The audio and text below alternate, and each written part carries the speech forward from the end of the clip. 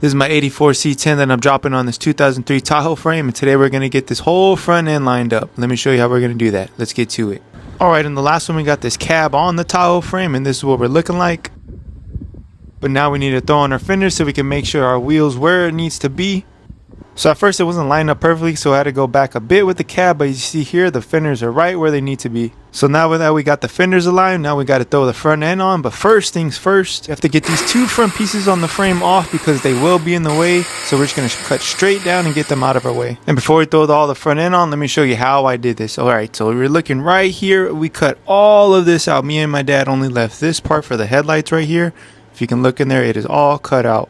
And if you look right here, this is the front core support that was cut out. You see that whole bottom piece, that middle piece, and all that stuff that didn't hold the lights. We took that all out. None of this was necessary. It was just in the way. It wouldn't have fit with this, so we had to get that out the way. So once we got that all cut out, all we're left with is just both sides of the light holders and this whole top piece that bolts to the fenders. And also the sides of the core support, because those also bolt to the fenders. That's all there, so everything lines up perfect, everything bolts in right. You've got no problems. You can still throw in your old lights. Even this bottom piece, it bolts to the sides on both sides of the fenders right there and right here. For the time being, we still have the original radiator support from the Tahoe. It sits right there. We just have them together at the moment. We're going to come back and fix it, make some brackets, do all this.